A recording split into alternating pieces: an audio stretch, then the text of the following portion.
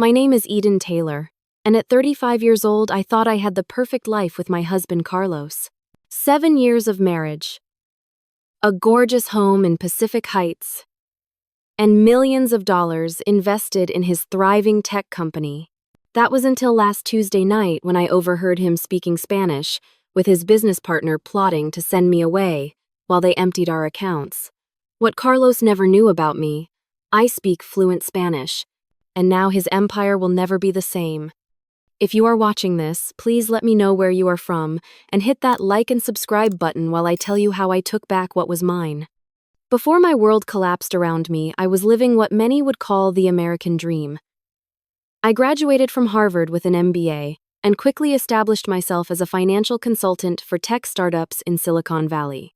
My analytical mind and ability to see the potential in emerging technologies made me highly sought after in the industry. I was independent, successful, and completely fulfilled by my career trajectory. That all changed when I met Carlos Mendoza at a tech conference in San Francisco 8 years ago. I was there representing a client, and he was showcasing his startup TechVista, a small but promising software company specializing in artificial intelligence and data analytics. Our eyes met across the crowded exhibition hall, and there was an immediate connection that I had never experienced before. Carlos was 38 at the time, tall with dark eyes that seemed to look right through me. His charisma was undeniable. Born to Mexican immigrants, he had that perfect blend of ambition and charm that made everyone in the room gravitate toward him. When he spoke about his vision for technology that could transform businesses, his passion was infectious. I found myself lingering at his booth long after my scheduled meeting time had passed. We exchanged business cards, and he called me the very next day. Our first date was at a small Spanish restaurant in the Mission District. I remember how he ordered for both of us in perfect Spanish, impressing me with his cultural knowledge and confidence. That night we talked until the restaurant closed, discussing everything from market trends to our favorite books. There was an intellectual compatibility between us that felt rare and precious. Our courtship was a whirlwind. Weekend trips to wine country, late nights discussing business strategies, and countless moments where I felt like I had finally met someone who understood both my mind and my heart. After 6 months of dating, Carlos proposed during a sunset sail on San Francisco Bay. The ring was a family heirloom from his grandmother, a stunning emerald surrounded by diamonds. Our wedding was nothing short of spectacular.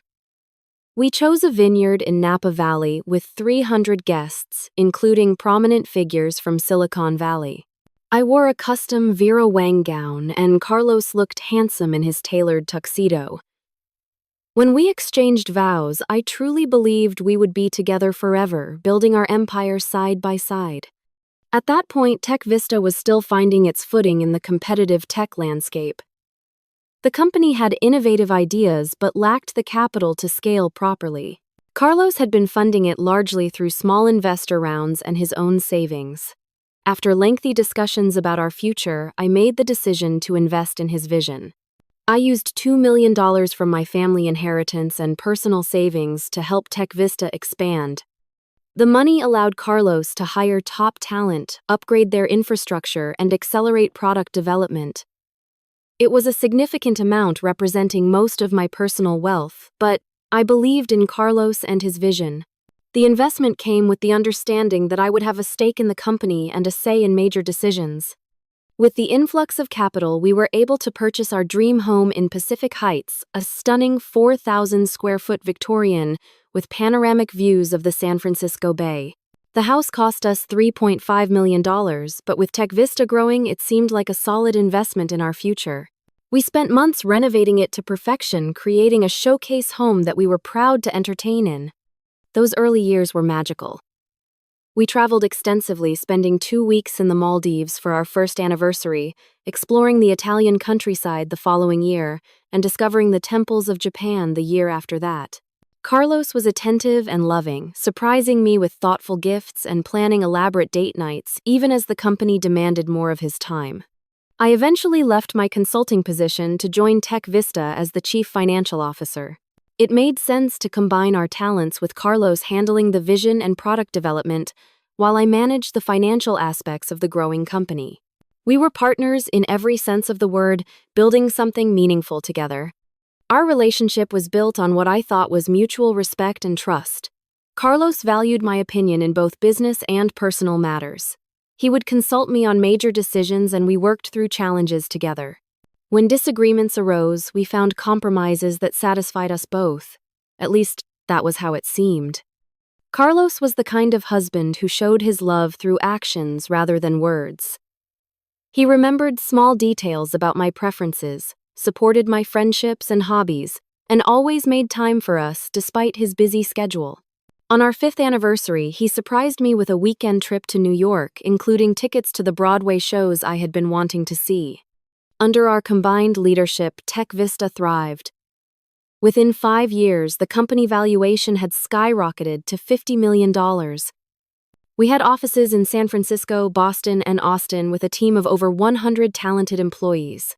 Our client list included Fortune 500 companies who relied on our software for data analysis and business intelligence. The financial press began featuring Carlos as a rising star in tech, and investors were clamoring to get involved. When we hit the $50 million valuation milestone, we hosted a lavish party for our employees and investors. Standing beside Carlos as he gave a speech, thanking everyone for their contributions, I felt immense pride in what we had built together. He publicly acknowledged my role in the company growth, raising a toast to his brilliant wife, without whom none of it would have been possible. The crowd applauded, and I believed every word he said. Our home became a hub for networking events and dinner parties with potential investors and clients. I enjoyed playing hostess, using these gatherings to strengthen business relationships while showcasing our personal success. Carlos and I were seen as a power couple in the tech world, complementing each other perfectly with our different skill sets but unified vision. Life seemed perfect. I had a successful career, a loving husband, a beautiful home, and a future full of promise. Never once did I suspect that beneath the surface, cracks were forming in the foundation of everything we had built. The first signs of trouble appeared so subtly that I almost missed them.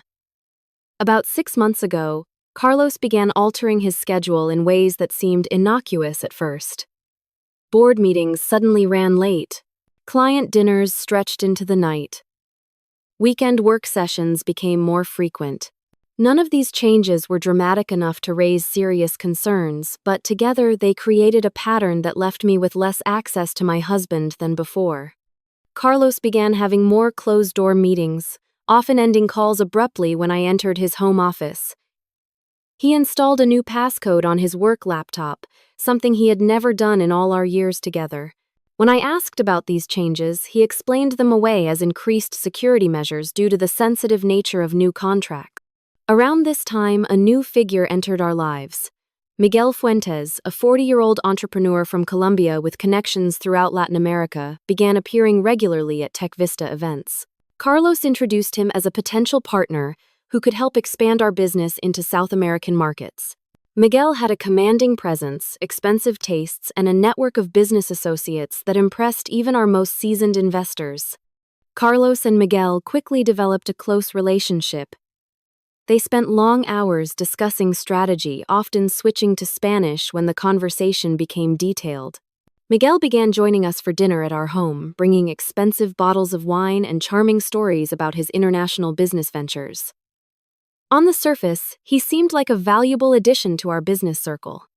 Along with Miguel came Gabriela Suarez, a striking 28-year-old marketing executive who Miguel introduced as his associate.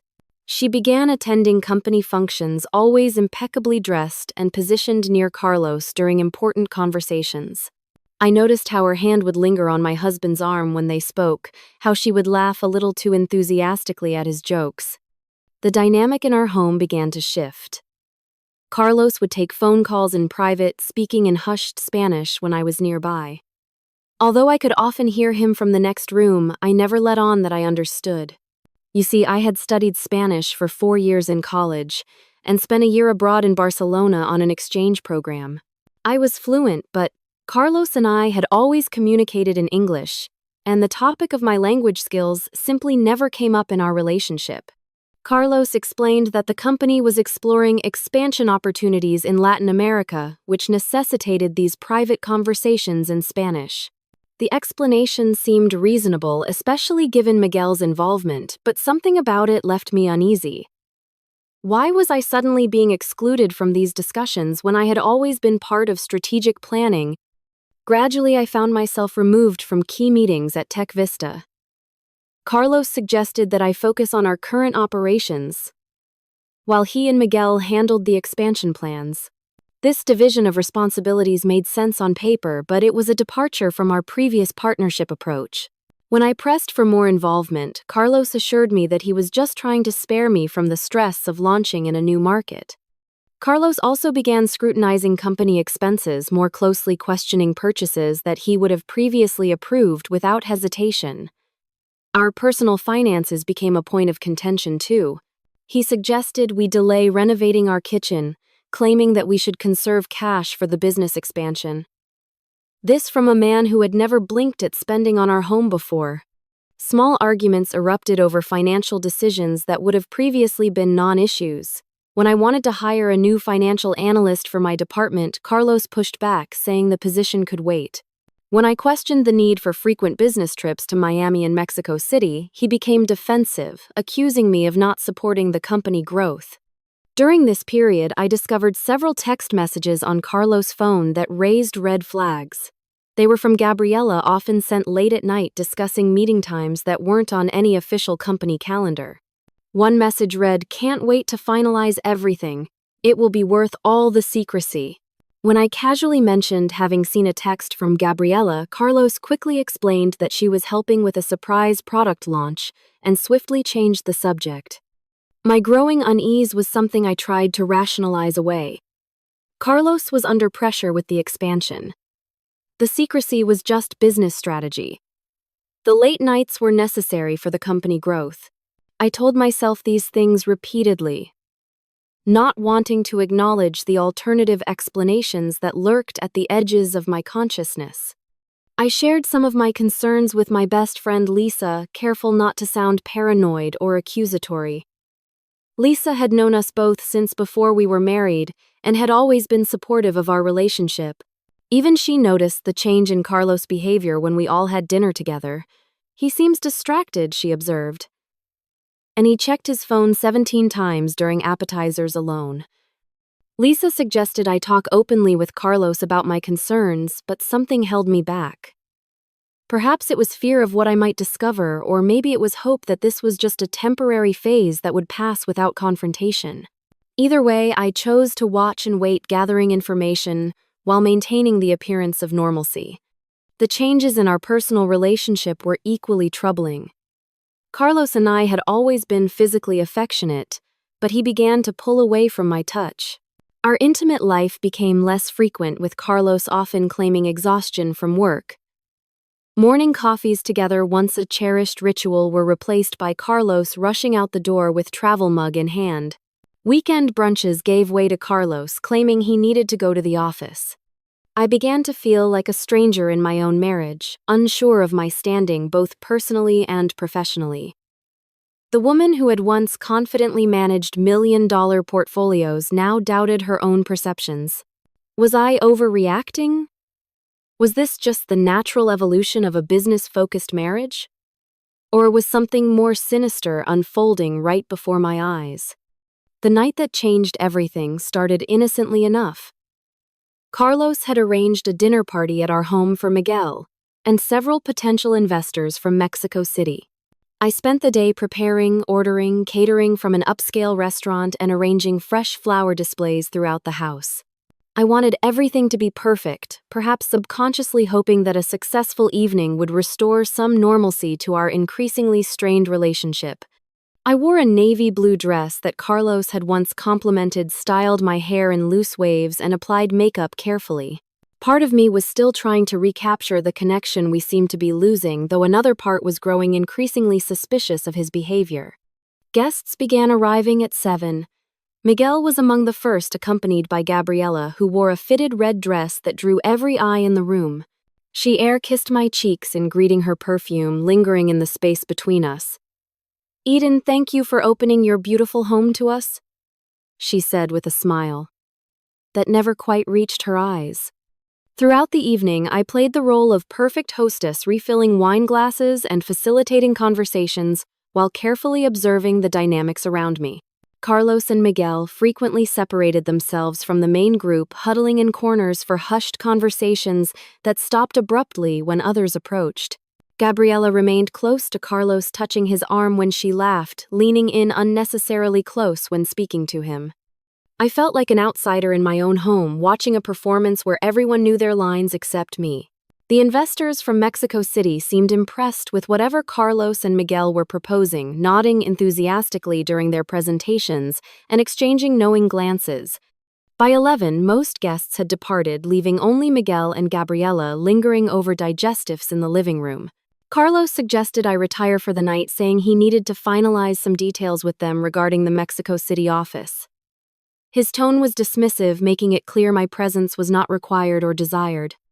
Reluctantly, I went upstairs, but sleep eluded me as I listened to the murmur of voices below. Around midnight, I heard Miguel and Gabriela leave. I waited another 30 minutes before deciding to go downstairs for a glass of water, expecting Carlos had come up to bed. As I descended the stairs, I noticed light spilling from beneath the door of Carlos' home office. Quiet voices drifted into the hallway. Curious, I moved closer, careful to avoid the creaky floorboard near the office entrance. The door was slightly ajar, allowing me to hear clearly without being seen. Carlos and Miguel had not left after all. They were speaking rapidly in Spanish, their tones urgent and conspiratorial. I froze, straining to catch every word, my heart beginning to race as the content of their conversation became clear. The accounts in Panama are ready, Miguel was saying. Once the final contracts are signed, we can begin moving the assets through the shell companies. The paperwork shows Eden as signing off on everything. And you are certain it cannot be traced back to us? Carlos asked, his voice uncharacteristically nervous. The documentation is perfect. By the time anyone realizes what has happened, the money will be untouchable, Miguel assured him. Your wife trusts you completely. She has no idea. My stomach dropped as I continued listening. They discussed specific amounts: $3 million from the operating account, $5 million from the investment fund, my personal stake in the company valued at $12 million, all of it scheduled to disappear into a complex web of offshore accounts. So Eden will go to Paris on Tuesday, perfect. She will know nothing until it is too late, Miguel said, satisfaction evident in his voice. Carlos' response chilled me to the bone. When she returns, everything will be finalized. I will file for divorce, and her shares will be worthless. The company valuation will have plummeted due to the unfortunate discovery of accounting irregularities. Such a shame that the CFO was so careless. They were planning to frame me for financial misconduct while stripping the company of its assets. The betrayal was so complete, so calculated, that I had to press my hand against the wall to steady myself. And Gabriela, she understands her role, Miguel asked. Carlos laughed softly. She is more than ready to play the supportive girlfriend, helping me through the difficult divorce. The penthouse in Miami is already in her name. They continued discussing details, the timing of transactions, which board members were complicit, how they would handle potential legal challenges. Each word was another dagger to my heart. The man I loved, the man I had built a life with, was systematically planning to destroy me. I stood frozen outside that door, unable to move as the full weight of the betrayal crashed over me. 7 years of marriage. $2 million of my own money invested. Countless hours of work building Tech Vista into a successful company. All of it about to be stolen by the person I trusted most in the world. The physical sensation was overwhelming. My chest constricted, making it difficult to breathe. My vision narrowed, darkness creeping in at the edges. I felt simultaneously hot and cold sweat beating on my forehead while chills ran down my spine. This was more than heartbreak. This was devastation. Somehow I managed to silently retreat upstairs before they could discover my presence. I slipped back into our bedroom, locking the door behind me. Only then did I allow the tears to come muffling my sobs with a pillow so Carlos would not hear when he eventually came to bed. My mind raced through the past 6 months, reinterpreting every unusual behavior, every secretive phone call, every unexplained absence. The pieces fell into place with horrifying clarity. Carlos had been planning this betrayal methodically, perhaps from the moment Miguel entered our lives. I thought about the money I had invested in Tech Vista, my family inheritance that represented generations of hard work, my personal savings from years as a financial consultant. I thought about our home purchased with the understanding that we were building a future together. I thought about the employees who depended on the company for their livelihoods, all of them unknowing pawns in this scheme. As the hours passed, my shock and pain began to transform into something else. A cold, clear anger took root, bringing with it a determination I had never felt before. Carlos had underestimated me. He saw only what he wanted to see, the trusting wife, the supportive partner. He had no idea what I was capable of when betrayed. By the time dawn broke, I had cried all the tears I would allow myself. My eyes were swollen, my throat raw, but my mind was razor sharp. Carlos had made a critical mistake in his perfect plan. He did not know that I understood every word of his Spanish conversation with Miguel. And that single oversight would be his undoing. I heard Carlos stirring in the guest room where he had apparently spent the night. Soon he would come to tell me about my Paris trip, playing the role of caring husband while secretly counting down the hours until he could execute his plan. I splashed cold water on my face, concealed the evidence of my sleepless night with makeup, and prepared to give the performance of my life. The game had changed. Carlos thought he was sending me away so he could destroy everything we had built. Instead, he was giving me exactly the opportunity I needed to save it all. Carlos entered our bedroom at 7:30, freshly showered and dressed in the charcoal suit I had given him for his birthday. His smile was warm and seemingly genuine as he sat on the edge of the bed beside me. "Good morning, beautiful," he said, leaning in to kiss my forehead. "I have exciting news. The Paris office needs someone senior to review their operations next week. I thought you might enjoy spending a few days there. The flight is booked for Tuesday morning." I widened my eyes in practiced surprise and delight. "Paris, that sounds wonderful. How long would I be there?" "About a week," he replied, scrolling through his phone calendar. "The company apartment is available, and you know how much you love the left bank in spring." I touched his arm affectionately, swallowing my revulsion.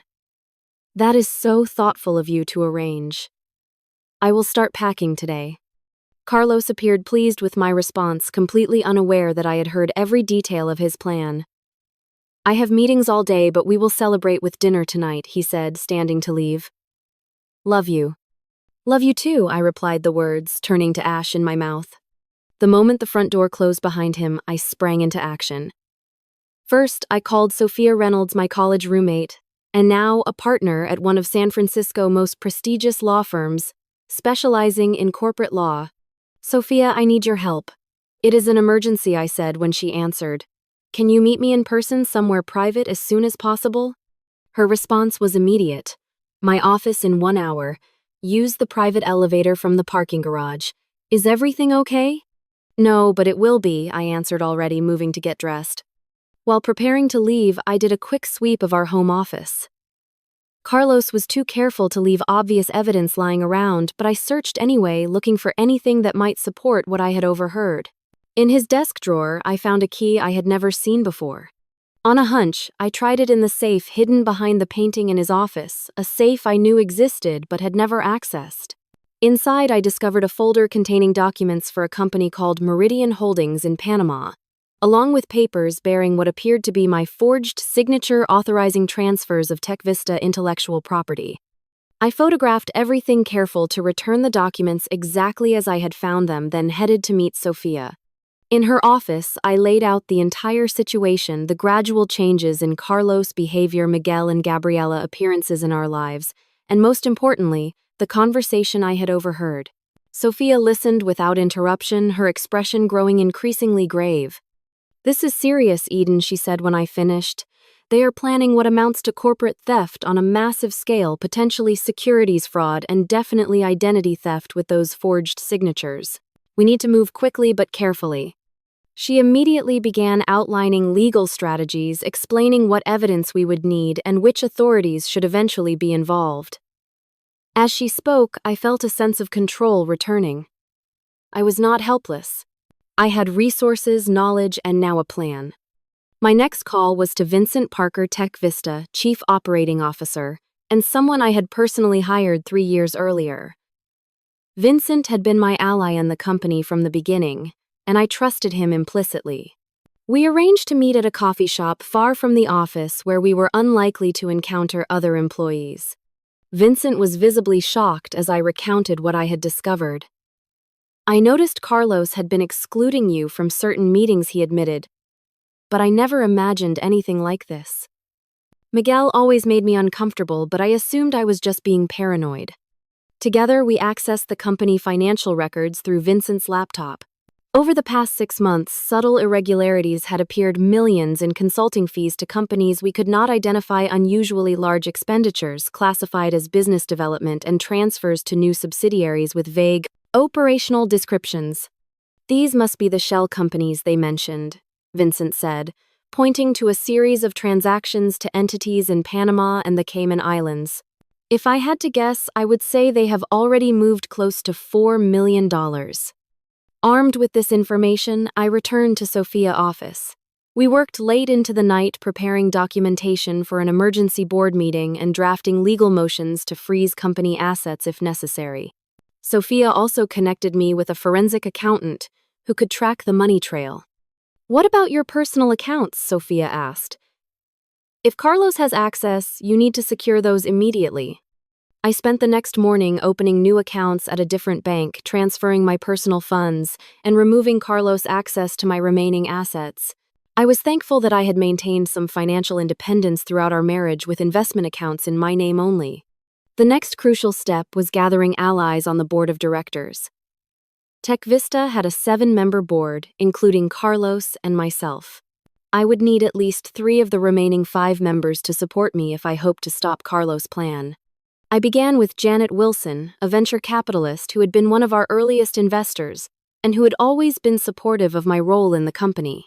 We met for lunch at her club, where I carefully presented the evidence I had gathered. "I always thought you two were the perfect couple," she said, shaking her head in disbelief. "But these numbers do not lie." "Count me in your corner, Eden. What Carlos is planning would destroy not just you, but the company that so many people have worked to build." One by one, I met with board members, sharing just enough information to secure their support without tipping off Carlos.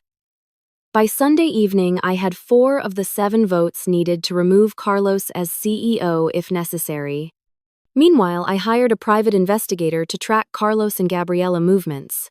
Within 48 hours, he provided photographs of them entering and leaving an apartment in Pacific Heights.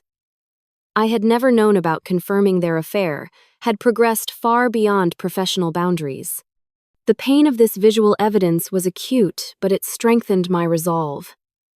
This was no longer just about saving the company or my financial stake. It was about justice, about not allowing Carlos to profit from his betrayal. Throughout these frantic days of preparation, I maintained a facade of normalcy at home. I packed for Paris, made dinner reservations at our favorite restaurants, and responded to Carlos' affection with convincing warmth. Each moment was an exercise in self-control, each smile a masterpiece of deception. The stress was enormous. I lost 5 pounds in 4 days, barely able to eat as I worked around the clock to counter Carlos' plan.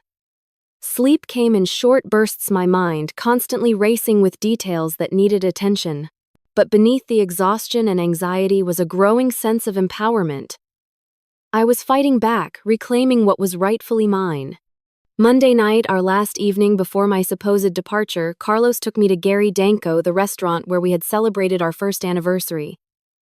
He ordered champagne toasting to our success and future together. He gave me a platinum bracelet, claiming it was a gift to remember him by while I was in Paris.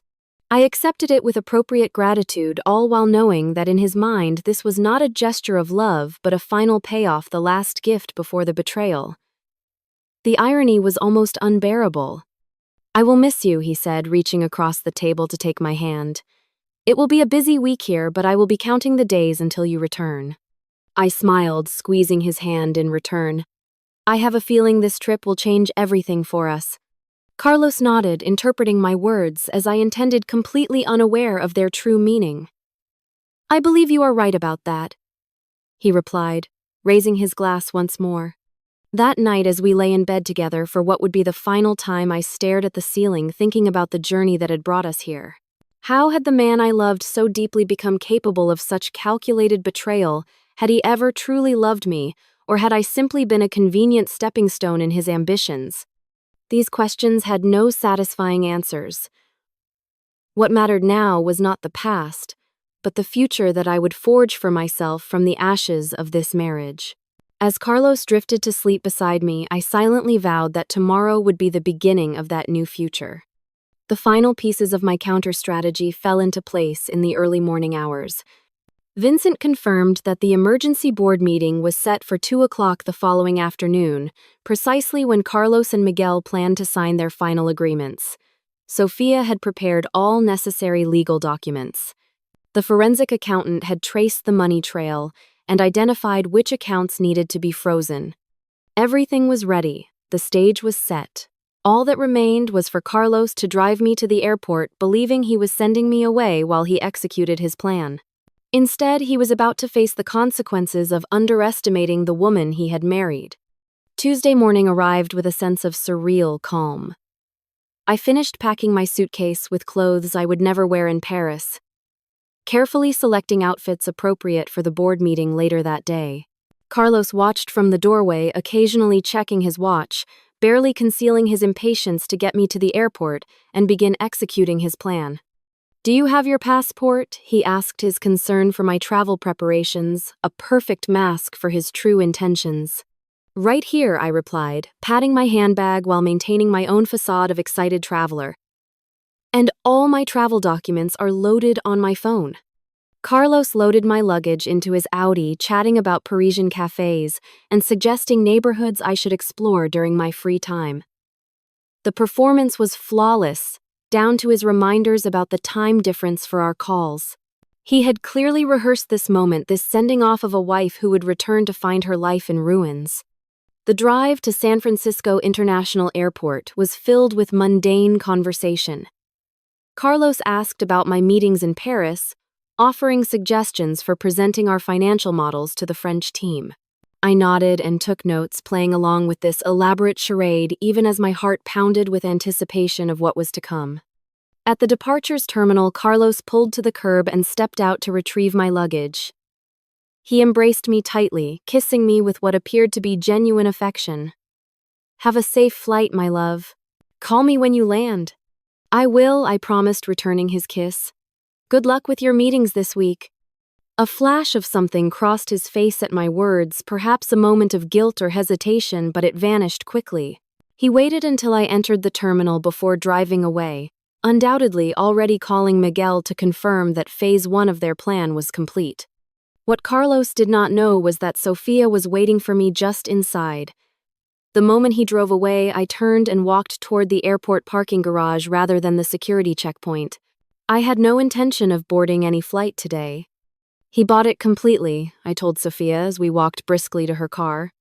"He thinks I am safely out of the way." "Perfect," she replied. Vincent just texted. Carlos returned directly to the office and is meeting with Miguel now. They have no idea what is coming. We drove to Sophia's office where we had established a command center of sorts. The forensic accountant, 2 additional attorneys from Sophia firm and Vincent were waiting for us, surrounded by documents and laptops. "The board members are all confirmed for 2 o'clock, Vincent reported.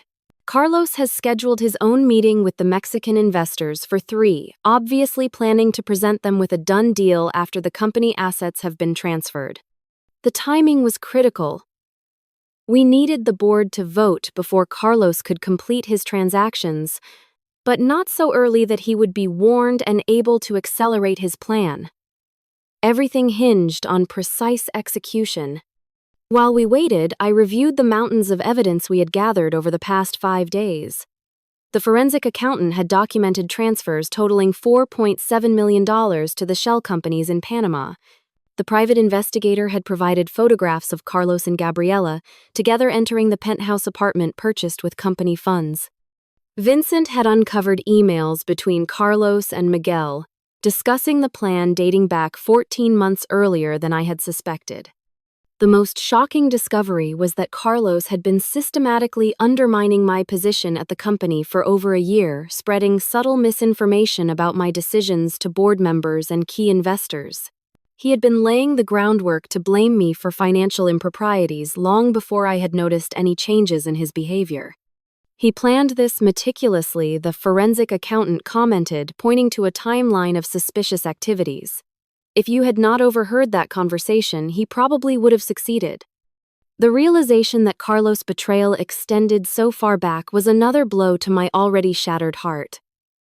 Our anniversary celebrations, birthday gifts, romantic getaways, all had occurred while he was actively plotting against me. The depth of his deception was almost incomprehensible. At 1:30, we gathered our materials and headed to the Tech Vista offices. Vincent had arranged for us to enter through a side entrance, avoiding the main reception area where we might be seen. We set up in the small conference room adjacent to the main boardroom, waiting for all board members to arrive before making our entrance. Through the wall, we could hear Carlos and Miguel arriving, greeting board members with casual confidence, completely unaware of what was about to unfold. Their voices were animated as they discussed recent developments and market opportunities, no doubt setting the stage for the announcements they planned to make. At precisely 2 o'clock, Janet Wilson, our ally on the board, called the meeting to order. Carlos began his prepared remarks, outlining the tremendous growth opportunities awaiting Tech Vista in Latin American markets. He spoke of strategic partnerships, innovative technologies, and unprecedented return on investment. As he reached the portion of his presentation addressing the financial restructuring that would facilitate this expansion, Janet interrupted him. Before we continue, I believe we have some additional attendees who should join us for this discussion. That was our cue. Vincent opened the connecting door, and our group filed into the boardroom. The expression on Carlos' face as he saw me enter would be forever etched in my memory. A mixture of shock, confusion, and the first flickers of fear. "Eden," he stammered, recovering quickly. "What are you doing here? Your flight?" I smiled calmly, placing my portfolio on the table. "I decided this meeting was more important than Paris. Please continue with your presentation. I am particularly interested in the financial restructuring you were about to discuss." Miguel had gone pale, his eyes darting between Carlos and me, clearly trying to assess how much I knew and what threat I posed to their plan. Carlos attempted to regain control of the situation, his voice taking on a condescending tone. "Eden, this is a complex strategic discussion. We can catch you up later. Perhaps you should rest after your canceled flight." Janet Wilson intervened. "Actually, Carlos Eden has requested this emergency board meeting to address some serious concerns about company finances and leadership. As chairperson, I have granted that request." Carlos looked around the room, suddenly realizing that the situation was slipping from his grasp. "What is this about? If there are concerns, I should have been notified in advance." The way I was notified about the $3 million transferred to Meridian Holdings in Panama, I asked, my voice steady despite the adrenaline coursing through me. Or the way I was informed about the plans to devalue my shares while I was supposedly in Paris. The color drained from Carlos' face. Miguel stood abruptly, gathering his papers. "This appears to be a personal matter between you two. Perhaps we should reschedule the business discussion." "Sit down, Mr. Fuentes," Sofia commanded, her lawyer persona in full force. "Your involvement in this matter is well documented, and attempting to leave now could be interpreted as consciousness of guilt." Miguel sank slowly back into his chair, exchanging a panicked glance with Carlos. The other board members looked confused and concerned, waiting for an explanation. I opened my portfolio and began distributing documents to each person at the table. "What you have before you is evidence of a systematic attempt to defraud Tech Vista of its assets, transfer intellectual property to shell companies, and leave the original company as an empty shell, all while laying the groundwork to blame these activities on me." For the next 45 minutes, I methodically presented our findings with the precision and clarity I had developed during my years as a financial consultant. The forensic accountant provided detailed analysis of the suspicious transactions. Vincent outlined the operational changes designed to exclude me from decision-making. Sophia explained the legal implications of the forged documents bearing my signature. As the presentation continued, Carlos attempted several times to interrupt each excuse more desperate than the last. This is a misunderstanding. These were preliminary explorations only. The transactions were temporary measures for tax purposes, but the evidence was overwhelming and irrefutable. When I played a recording of a phone call between Carlos and Miguel discussing how they would frame me for financial misconduct, his final defense crumbled. The private investigator had legally obtained this recording from a source within Miguel organization, someone who had become concerned about the ethical implications of their activities. "I think we have heard enough," Janet said when the presentation concluded.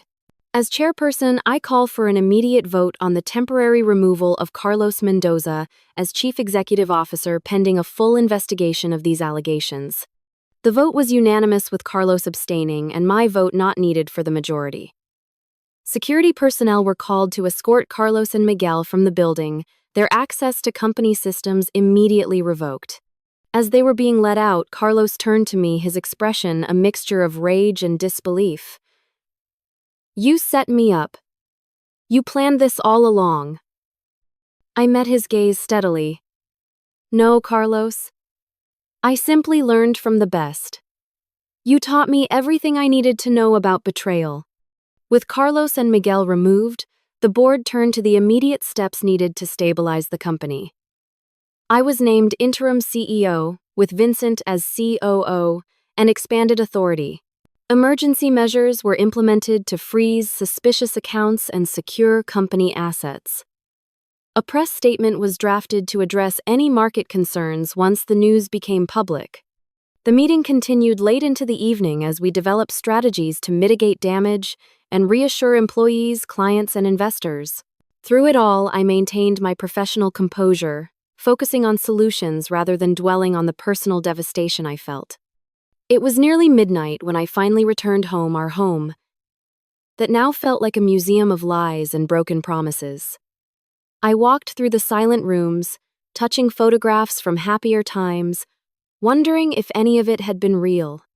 In our bedroom, I began removing Carlos' things from the closets and drawers, packing them into boxes with mechanical efficiency. Each item carried memories now tainted by knowledge of his betrayal. The watch I had given him for his birthday, the sweater he wore on our trip to Napa, the collection of cufflinks I had added to each Christmas. As I worked, the emotional weight of the day finally caught up with me. I sank to the floor, surrounded by the physical remnants of our life together, and allowed myself to truly feel the loss, not just of the husband I thought I had, but of the future we had planned, the trust I had given so completely, and the love I had believed was real. But amid the grief was something else. A sense of fierce pride in what I had accomplished in just 5 days. I had faced the ultimate betrayal and responded not with helpless victimhood, but with strategic action. I had saved the company, protected our employees' livelihoods, and reclaimed my professional standing.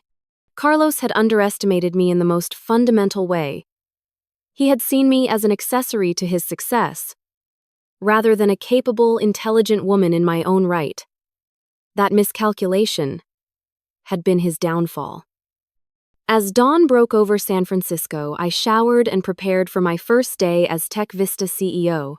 There would be challenges ahead, legal battles, rebuilding trust within the organization, establishing new leadership. But for the first time since overhearing that fateful conversation in Spanish, I felt ready to face whatever came next. Carlos had intended to send me to Paris so he could dismantle everything we had built. Instead, he had given me the opportunity to save it all and discover my own strength in the process. 1 week after the emergency board meeting, we scheduled a company-wide assembly to address the dramatic leadership changes at Tech Vista. Rumors had been swirling despite our best efforts to control the narrative. Employees were understandably concerned about their jobs, the stability of the company, and what these changes meant for their futures. The morning of the assembly, I arrived at the office early to prepare. The past week had been a whirlwind of activity securing company assets, meeting with key clients to reassure them working with law enforcement on the criminal aspects of Carlos and Miguel activities. I had barely slept, surviving on coffee and adrenaline while rebuilding what they had tried to destroy. Vincent met me in my office, now relocated to the executive suite, formerly occupied by Carlos. The legal team just called, he reported. Carlos is demanding a meeting. His lawyer claims he has documentation that will exonerate him. I had been expecting this. Carlos was not someone who would accept defeat easily. Tell them we will meet tomorrow at Sofia office, with all legal representatives present. Today is about reassuring our team. The company assembly was scheduled for 10 o'clock in the large conference center on the ground floor of our building. As employees began filing in, I could feel the tension and uncertainty in the room. These were people whose livelihoods depended on TechVista. People I had worked alongside for years, who had no part in the executive-level betrayal, but would suffer the consequences if we could not stabilize the company. I took the stage precisely on time, flanked by Vincent and the remaining executive team. The room fell silent as I approached the microphone. Good morning. I began, my voice steady despite my nerves. Thank you all for being here today. I know there have been many questions about the recent changes in leadership, and you deserve honest answers. For the next 30 minutes, I outlined what had happened in broad strokes, carefully avoiding details that could compromise the ongoing legal investigation. I explained that financial irregularities had been discovered, that the board had taken decisive action to protect the company, and that I had been appointed interim CEO to guide TechVista through this transition period. I want to assure you that your jobs are secure, I emphasized, seeing the relief wash over many faces. Our company remains financially strong, our client relationships are stable, and our products continue to lead the market. This is a challenging moment, but it is also an opportunity to recommit to the values of integrity and innovation that have always defined TechVista. I opened the floor for questions, addressing each one with transparency and confidence. When an engineer asked about Carlos' whereabouts, I simply stated that he was no longer with the company and that legal proceedings were underway. When concerns about the company reputation were raised, I shared our communications strategy for rebuilding trust with clients and investors. By the end of the assembly, the mood had shifted from anxiety to cautious optimism. I could see determination replacing fear in the expressions of team members as they returned to their departments. We had weathered the first major test of this new chapter. The following day brought the confrontation I had been both dreading and anticipating. Carlos and his attorney arrived at Sofia office precisely at 9, both dressed in impeccable suits, projecting an image of confident professionals rather than accused conspirators. Carlos barely glanced at me as they were shown into the conference room where Sofia, our forensic accountant, and 2 additional attorneys from her firm waited.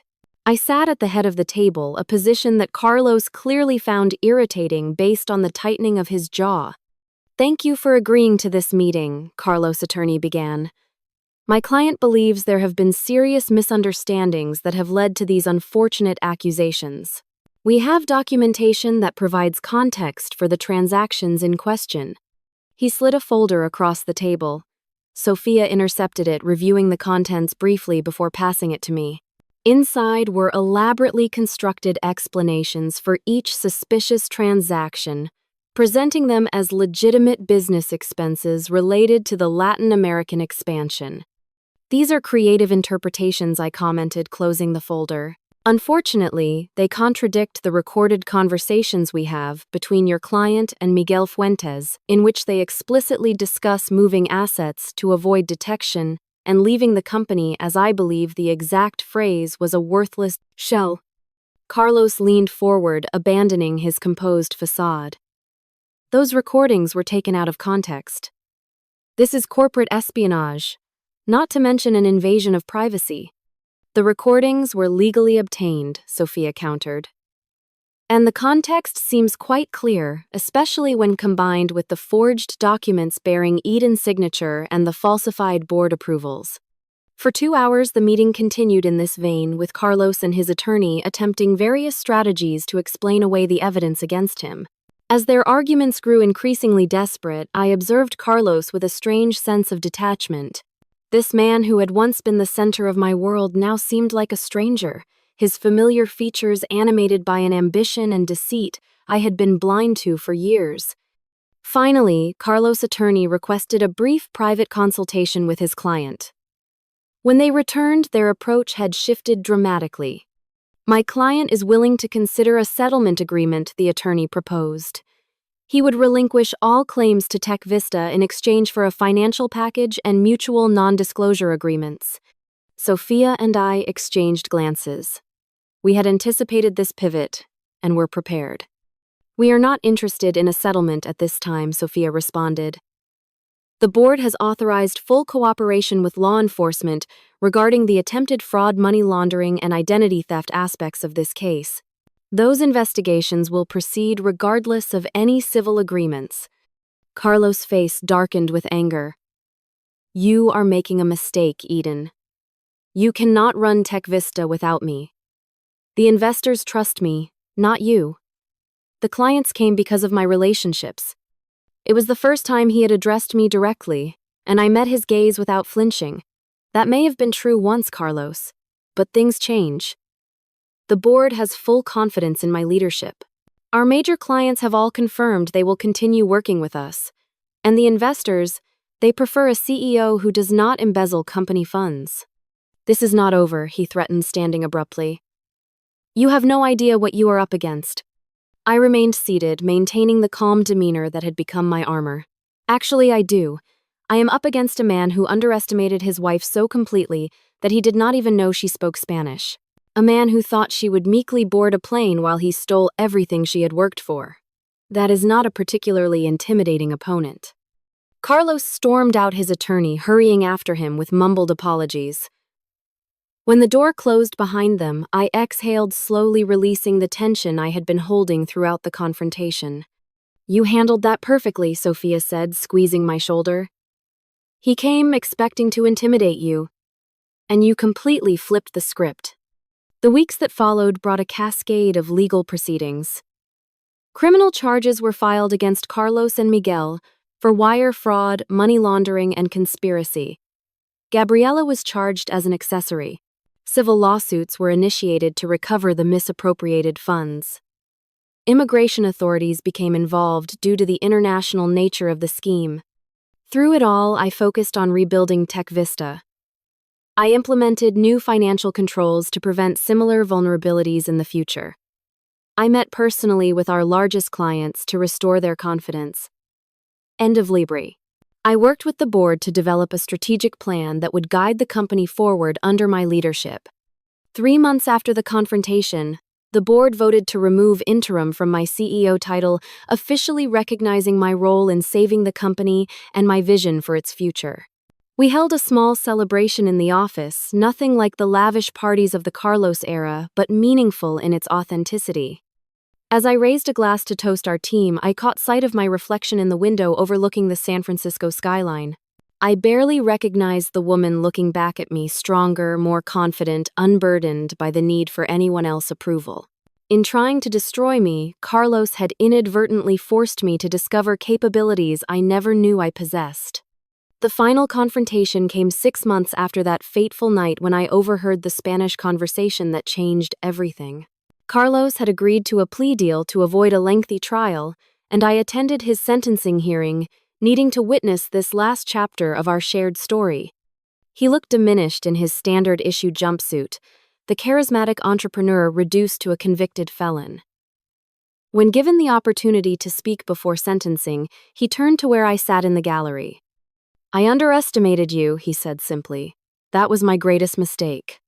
The judge sentenced him to 8 years in federal prison for his crimes. As Carlos was led away, our eyes met one final time. There was no love remaining, no hint of the connection we had once shared. But there was something like respect in his gaze, a reluctant acknowledgement of the adversary who had bested him at his own game. Outside the courthouse, reporters clustered with questions about the case and its impact on Tech Vista. I answered briefly, emphasizing that the company had emerged stronger and more transparent. "Any message for your ex-husband?" one reporter called out as I was leaving. I paused, considering the question. "Just this, gracias por las lecciones." Thank you for the lessons. Walking away from the courthouse, I felt the final weight of the past lifting from my shoulders. Carlos was facing the consequences of his actions. Tech Vista was thriving under my leadership, and I was finally completely free of the man who had taught me the most painful and valuable lessons of my life. 1 year has passed since the day I walked out of that courthouse, leaving behind the final chapter of my marriage to Carlos. Tech Vista has not merely survived the scandal, but flourished under my leadership and the reconstructed executive team. Our valuation has increased to $70 million. We have opened offices in Toronto and London, and our client list includes some of the most prestigious companies in the world. The path to this success was far from smooth. The immediate aftermath of Carlos' arrest brought intense media scrutiny, with business publications dissecting every aspect of the scandal. Competitors attempted to poach our clients during the uncertainty, and some investors initially questioned whether the company could recover from such a public betrayal at the highest level. Those first months required every ounce of determination I possessed. There were nights I returned to my empty home after 16-hour workdays, too exhausted to even eat, wondering if the effort to rebuild was worth it. The emotional toll was equally challenging, moments where grief would ambush me in the middle of a meeting, forcing me to excuse myself to regain composure in the privacy of my office. The divorce proceedings were mercifully straightforward, given Carlos' incarceration and the overwhelming evidence of his criminal activities. The court had no difficulty determining that his actions constituted the ultimate breach of fiduciary duty in a marriage. I retained our home and all my shares in Tech Vista, though the property now felt too large and too filled with memories for comfort.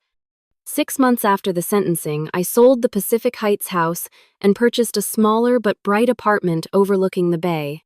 The process of downsizing was unexpectedly therapeutic, allowing me to consciously choose which parts of my past to carry forward and which to leave behind. Each item I discarded from our shared life felt like releasing another strand of the web that had entangled me. The healing process was neither quick nor linear. I worked with a therapist who specialized in betrayal trauma, gradually unpacking the complex emotions that accompanied such a profound deception. There was anger, certainly immense clarifying anger that sometimes woke me in the night. There was grief for the future I had planned, and the love I had believed was real. There was shame at not having recognized the signs earlier, though my therapist helped me understand that shame was misplaced. Most surprisingly, there eventually came forgiveness, not for Carlos' sake, but for my own. Holding on to hatred required energy I needed for rebuilding my life and company. I came to see that forgiving him did not mean excusing his actions or denying their impact. It meant refusing to allow his betrayal to define my future or consume my spirit. My relationships with others deepened in unexpected ways through this experience. Sophia, Vincent, and Lisa formed a support network that never wavered, even during my darkest moments.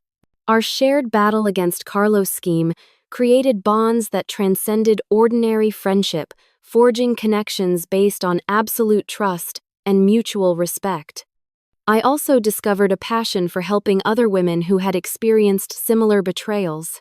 6 months ago, I established the Financial Empowerment Foundation, providing resources and legal assistance to women whose partners had used financial manipulation as a form of control or abuse. The foundation has already helped 27 women reclaim their financial independence and rebuild their lives. My personal life has slowly blossomed again, though not in ways I would have anticipated. I began dating John, a literature professor I met at a charity event 8 months ago. Our relationship progresses cautiously, with an honesty and transparency that feels both foreign and essential after my experience with Carlos. John understands my hesitation to fully trust again and respects the boundaries I have established as we get to know each other.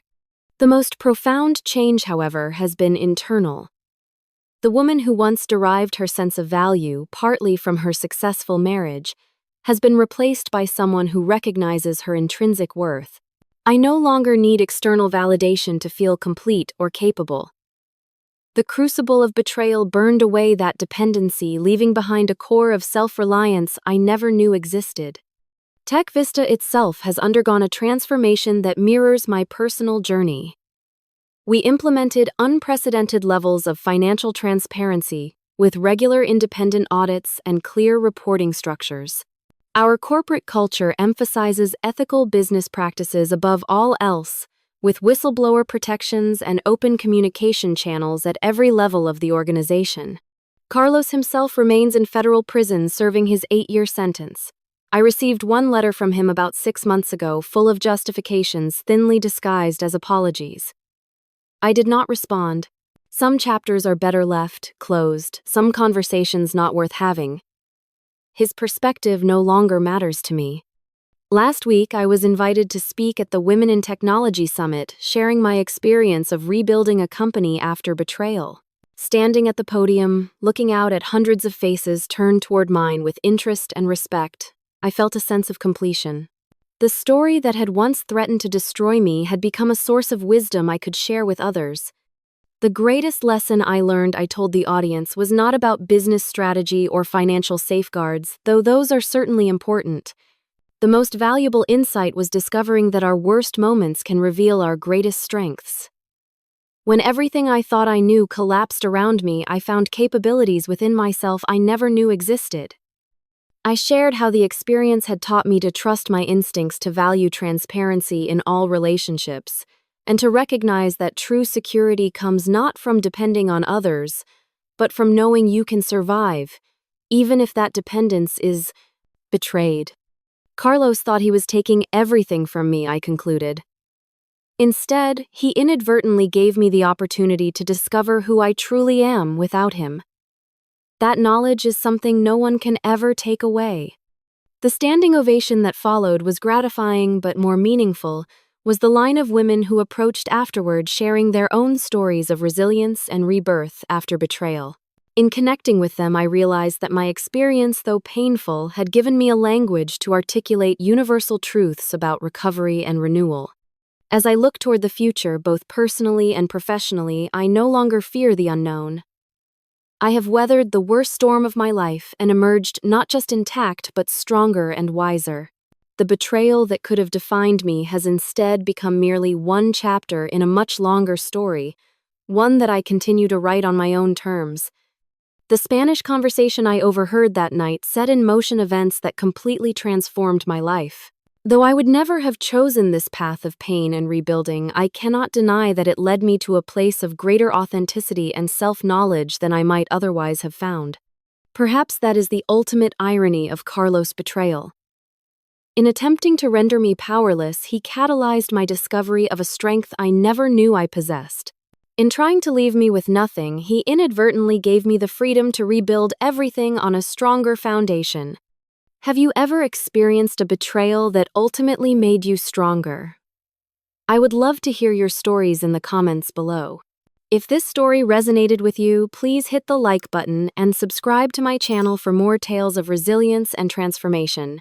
Thank you for listening to my journey, and remember, sometimes the greatest gifts come disguised as our worst nightmares. Until next time, this is Eden signing off and wishing you the strength to overcome whatever challenges life puts in your path.